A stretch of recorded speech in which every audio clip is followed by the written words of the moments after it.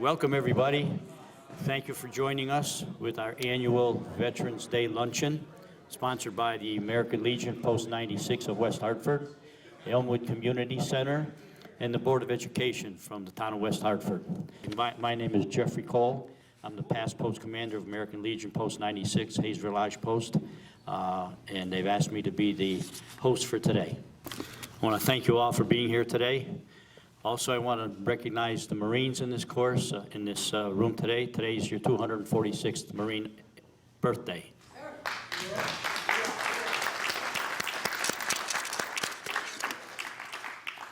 We're going to start with a prayer by our chaplain, Barry Leghorn.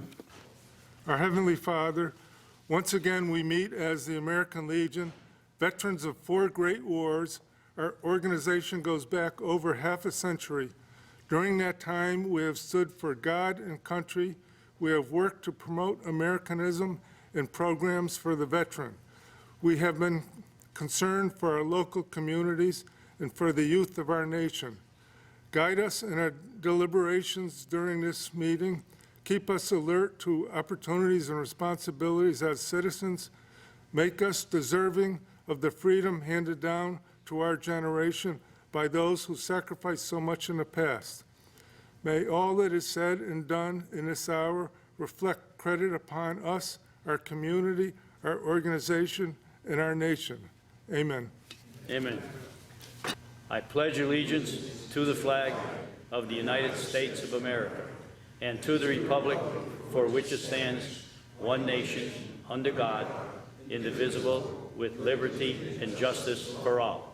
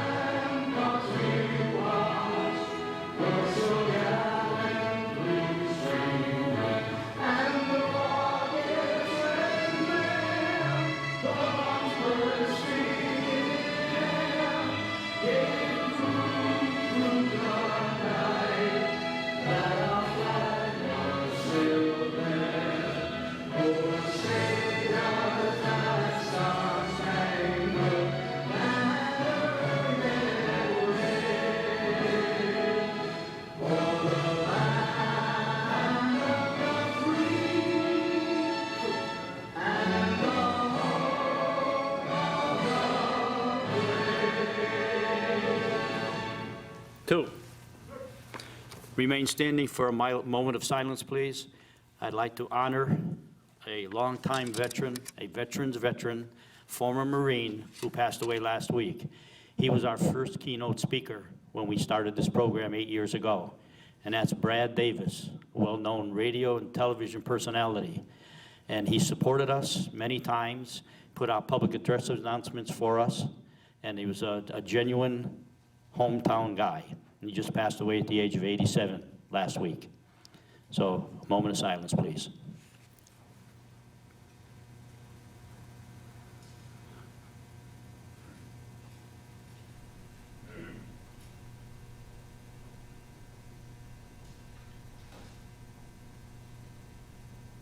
Okay, thank you. Take your seat, please.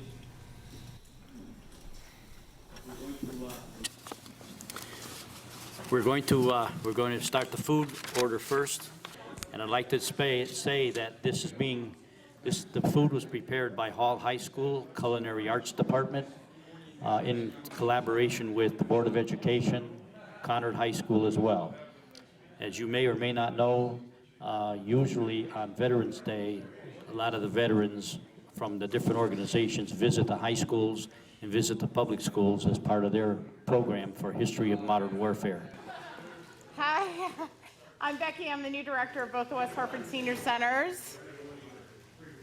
I just want to thank Jeff and the American Legion for this afternoon's luncheon, and especially all of our amazing veterans who have kept us safe and free for all these many decades. It's our absolute pleasure to host this event every year. We thank our police officers, our first responders. This is such an amazing town.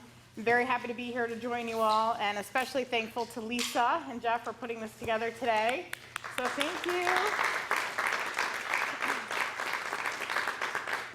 Again, thank you so much for your service. It's not lip service, it comes from the bottom of my heart. I'm so very grateful for the freedoms that I have because of you. Mayor Sherry Cantor and Town Manager Matt Hart are here, and they're going to have a few words to say as well.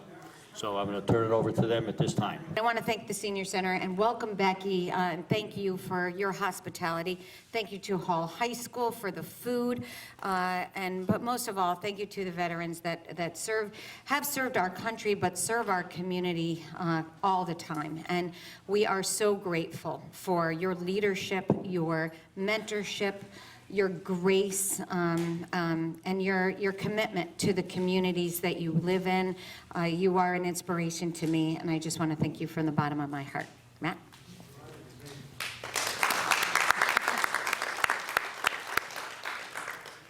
Thank you very much, Mayor. Matt Hart, Town Manager. I just want to extend my greetings as well. I want to thank the American Legion and the Senior Center and everybody who worked so hard to host today's event. Certainly want to acknowledge all of you, my fellow veterans, for your service. My hat's off to all of you, and I look forward to seeing you again soon. Take care. Our American Legion Post for over 30 years now has kept up an event of putting the flags on all of the veterans' graves at Fairview Cemetery on the Saturday before each of those holidays. We had a good turnout. The weather was kind of cold, but it was a good turnout. We had all the flags up, and there are over 1,500 that get placed at Fairview Cemetery. We have the assistance of the Boy Scouts, the Cub Scouts, sometimes the Girl Scouts, and volunteers who come. And we at the American Legion pass out the flags for everybody to accumulate with a map showing where the grave is located and where to put the flag in relation to the gravestone. So it's something that was started by a former educator of West Hartford, John Paul Berard. He started that many, many years ago, and we've continued that as an honor to him. I mentioned earlier that we had lost a veteran, Brad Davis. I knew Brad. I met Brad way back when I was younger, a lot younger, like teenager. I was on his dance show. He had a dance show called the Connecticut Milk Dance Show. And I was on there once with my friends from the south end of Hartford. We went on and spent an afternoon down at the Travelers Insurance Company. At that time, WTIC was Channel 3. That was because of Travelers. Now it's WFSB. So just wanted to let you know that Brad, he may have been contentious once in a while, and you know, he was a conservative type of guy, but you know, you always knew where you stood with him. And we were disappointed to hear when he passed. As a matter of fact, he had been at Avery Heights rest home up there in Hartford for many, many months, and then I guess he went down to the Rocky Hill home down in the VA home in Rocky Hill, and that's where he spent his last days before he passed. So unfortunately, I didn't see him before he passed. I haven't seen him in a couple of years, but he was our first, as I mentioned earlier, our first not public speaker. He was our first speaker, keynote speaker, when we started this program. And he always had the little thing about being a Marine. I wish I knew the poem, but I don't know it. But it all says something about him. What makes a Marine is the tear in his eye. And he always got broken up about it every single time. So rest in peace, Brad, from all of us here in West Hartford. At this time, I'd like to invite up Command Sergeant Major Paul Vicinus. There's a paper with his bio on your table. I've known Paul for a number of years now as we do the inductee ceremony. We start meeting after the first of the year, and we start finding out where the students are that are going to go into the military. And I wear my military unit. I'm a retired first sergeant from the U.S. Army, and he wears his Command Sergeant Major uniform, and it's a little impressive for the kids. And then we put on the event over at the town hall. So at this time, I'd like to invite Command Sergeant Major Paul Vicinus up, and he's going to give us some insights in his program. He spoke at the last inductee ceremony as well. In fact, there's another gentleman that was, I think, at that inductee ceremony, and that's Deputy Chief Larry Terra. Deputy Police, Assistant Police Chief, I'm sorry, get that right. I don't want him to arrest me when I get out of here. So without further ado, Command Sergeant Major Paul Vicinus.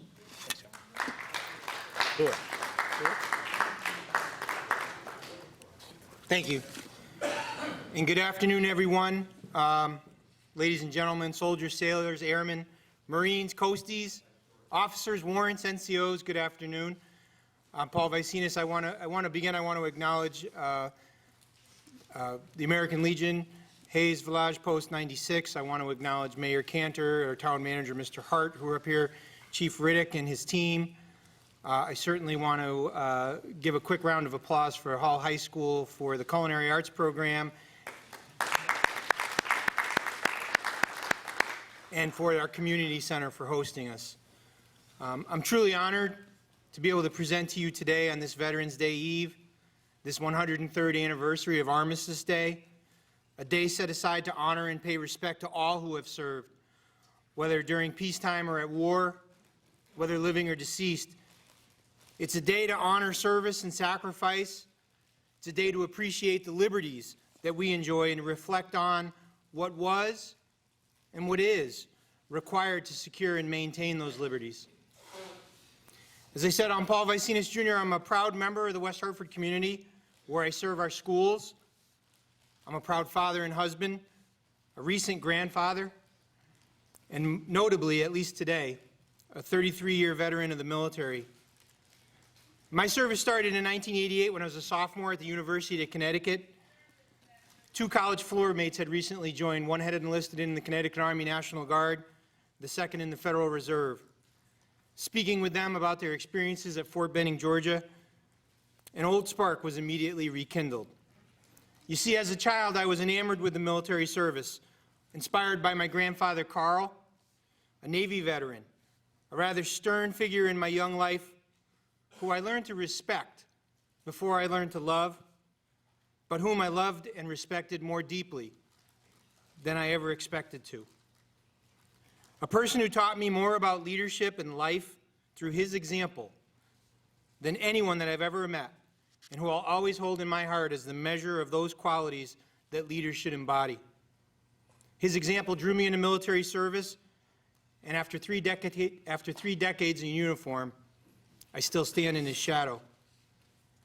So I'm humbled to stand before you today to celebrate you, to celebrate your service and your sacrifice. I've learned that the bonds born from military service unite us in ways that few outside our ranks can truly understand. Regardless of branch or MOS, station or standing, there's something unspoken, invisible, intangible really, in which we find connection, common ground, and shared understanding. Therefore, I know that I cannot offer you in my words anything that you do not already know, no experience that I can share that you have not already lived, no mile that I've walked that hasn't been along a path that was either blazed by you, walked alongside, or behind with me. But what I am going to share is my perspective. Perspective is the one thing that the military taught me that my grandfather hadn't, perhaps couldn't, by fault of my youth. I mentioned the bond born from military service, the brotherhood and sisterhood that we share by virtue of our time in uniform. I want to talk to you about that unity and also about the division that seems to be all around us. We find ourselves living in difficult times, polarized by differences. In the midst of a pandemic, health and safety issues that should bring us together by virtue of our humanity have been weaponized on a political stage by both parties to drive us apart. Public education, where I work, considered an inalienable right by many, is on trial in the court of public opinion for teaching what some will call anti-American views. And movements over the last several years have students kneeling during our national anthem or during our Pledge of Allegiance.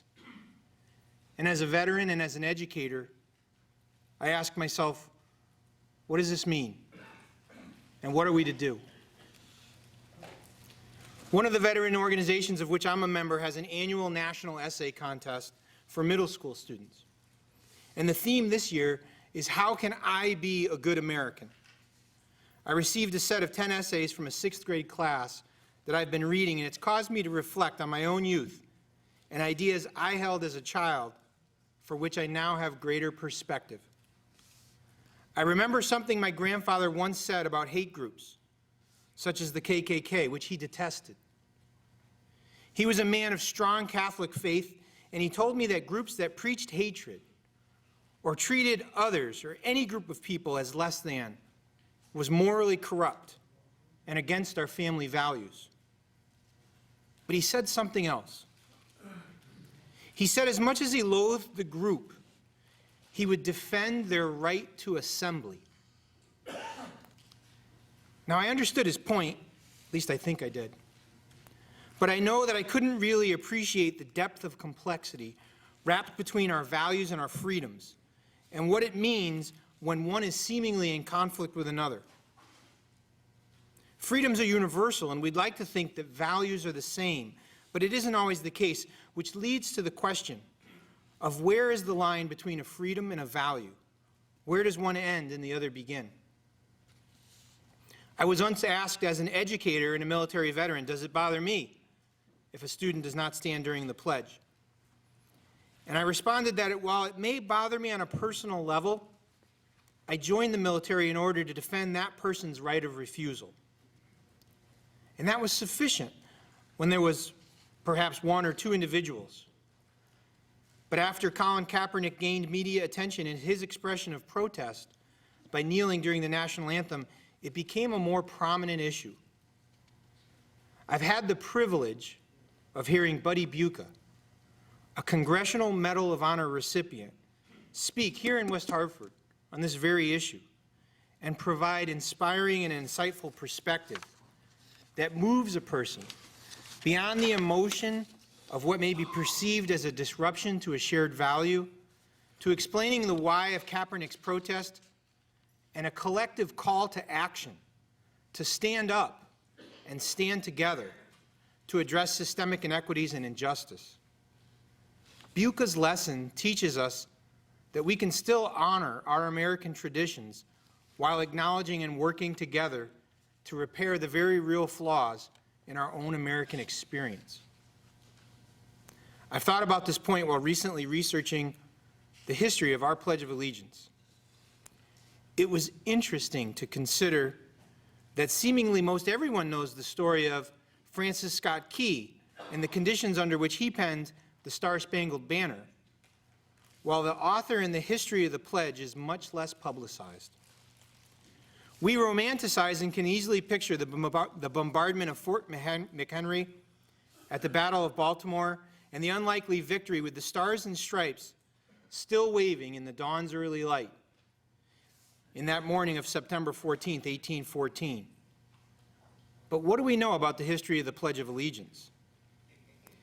It surprised me to learn that the origins of the pledge were tied to a media campaign in which the magazine Youth's Companion celebrated the 400th anniversary of Columbus's voyage.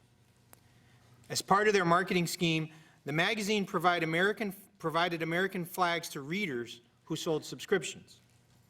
And as part of the campaign related to the 400th anniversary of the voyage of Columbus in 1492, the magazine planned to send a flag and a scripted salute to every schoolhouse in the country.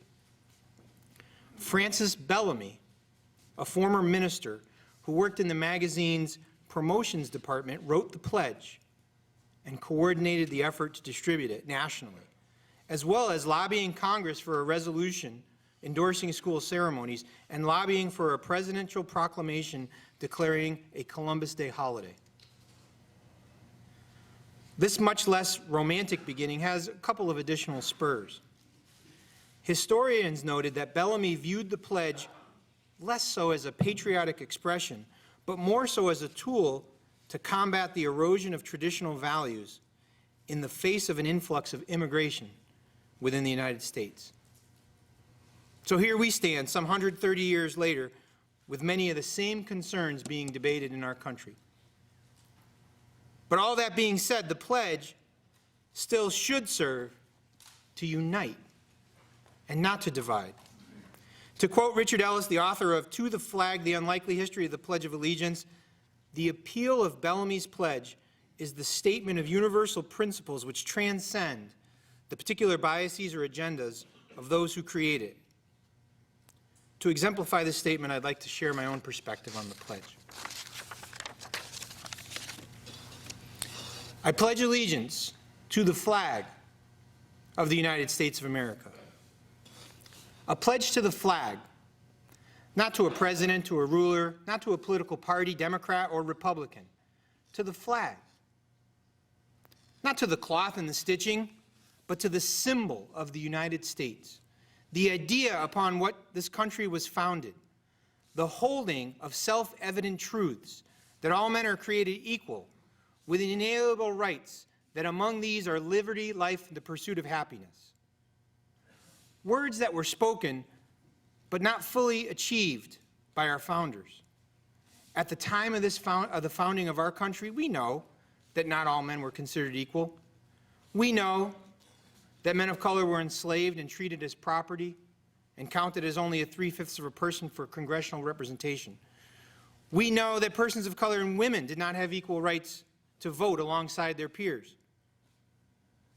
We also know that we've made significant strides over the last 2.5 centuries to come closer to a vision of America in which these truths we hold self-evident are in fact realized universally. And we know that we have work left to do. But I, for one, am proud to pledge allegiance to the ideals upon which we are founded and take this up as a charge to continue the unfinished work toward the ideal as a citizen and to protect these rights and freedoms as a veteran. And to the republic for which it stands. There's a historical debate on the meaning of republic. Does it mean our form of government? Does it mean the Union of States? I prefer a more literal definition, res publica, public thing. The state as a whole, or put more simply, the people. The people of the United States are the republic for which our government stands. Give me your tired, your poor, your huddled masses yearning to breathe free. In our founding, we broke from a class system, discarding nobility and peasantry for equality. We are born out of the wretched refuse of generations past and continue to receive the tempest tossed on our teeming shores. One nation. It's interesting to note that when the pledge was first introduced, the recitation of the salute was accompanied by an actual hand salute, known as the Bellamy salute. The salute was rendered with palm out and arm outstretched toward the flag as so. Well, in the 1920s and 30s, Fascist Italy and Nazi Germany had also adopted a similar salute. It was in 1942 that America, then firmly engaged in World War II, called on Congress to settle the controversy and the unease that had become prevalent with the Bellamy salute, officially changing to the hand-over-heart salute and documenting it in the U.S. flag code. The change may be viewed as a visible symbol of our unity as one nation, to differentiate ourselves from governments such as those as Nazi Germany, who supported an ideology of superiority and inferiority based on race. Under God. Now, most know that the phrase "under God" was added to the pledge, but not necessarily the why. The change occurred in 1954 when President Eisenhower, in response to lobbying by religious groups and the fervor of the Red Scare and the rise of godless communists. While the inclusion of the phrase has been challenged up to the Supreme Court, the court's opinion hold it to be empty deism, similar to the phrase "in God we trust" on our printed currency. But I would urge for a more contemporary interpretation, to be that of an acknowledgement and the pledge to uphold our religious freedoms, regardless of individual beliefs. Indivisible, with liberty and justice for all. Indivisible, most certainly intended to represent the sanctity of the Union of States, penned only some 30 years after the conclusion of the Civil War, secession from the Union had already been tested. As I reflect on divisions that feel more pronounced than our simple differences in economic policy or foreign policy, I hold this last phrase close as a call to action. As Buddy Buca put it, to stand up and stand together, indivisible, to achieve and protect the freedoms and liberties, justice and equality for every American. So to my 6th grade essay writers, that's what I think it means to be a good American. That's my perspective as a military veteran. But more than ever, I want to thank you for indulging me and to say that I honor and respect everything that you've done in service to our country to protect those truths that we hold self-evident. Thank you.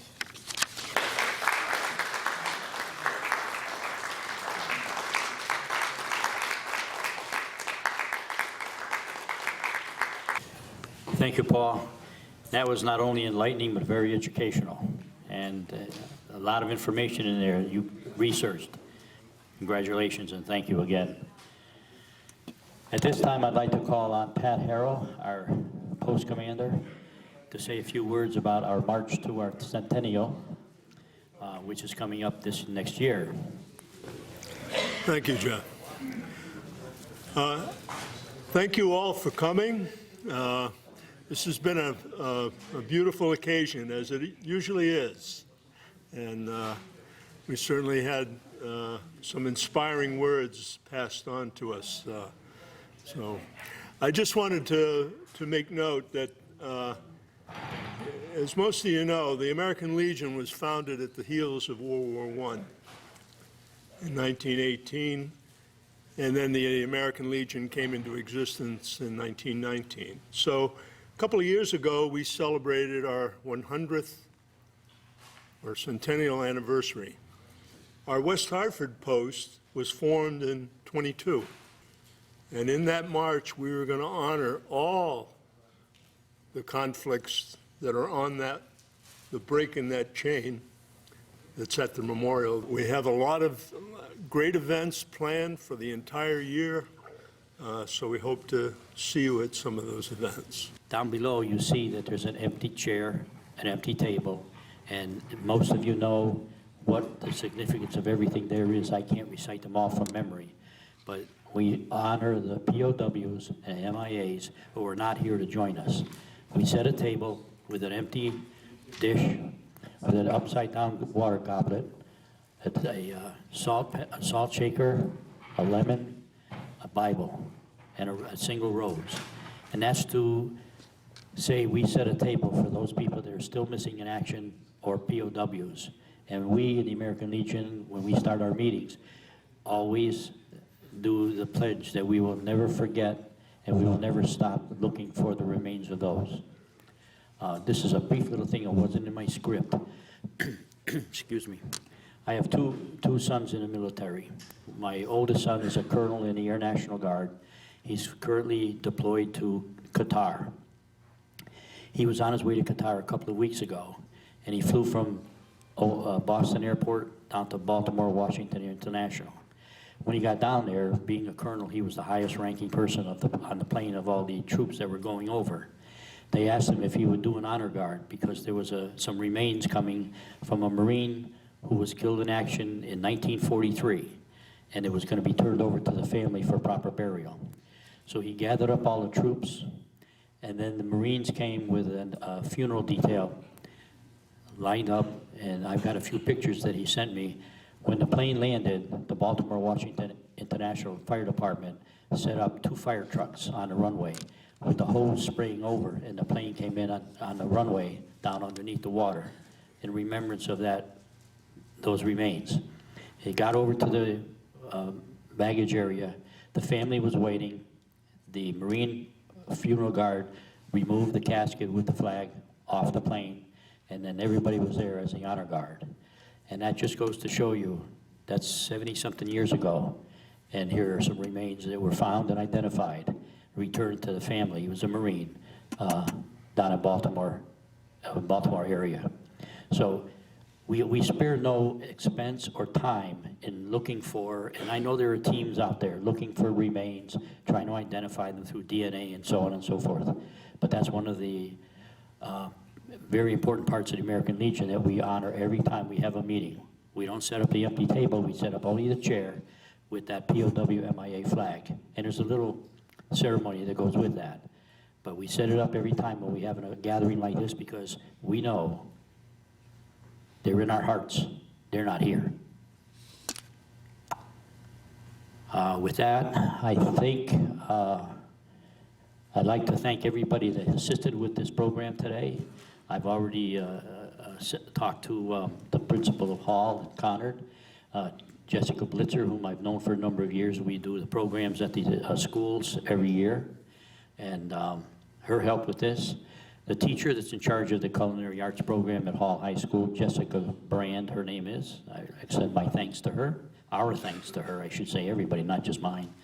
Lisa Hans, who's the administrator at this particular facility. Rebecca Sears, I just met her for the first time today, and she had some nice words to say. The mayor, the town manager, the police chief, the deputy police chief, everybody that's here today, all of you, you make it happen. We just provide all the logistics. You come and make it. And it's the camaraderie. I know a lot of you. I don't know all of you, but I know a lot of you. I've met most of you today, and I appreciate that. It means a lot to me. So, Godspeed. The program has ended, and hopefully we'll see you here next year. Thank you very much.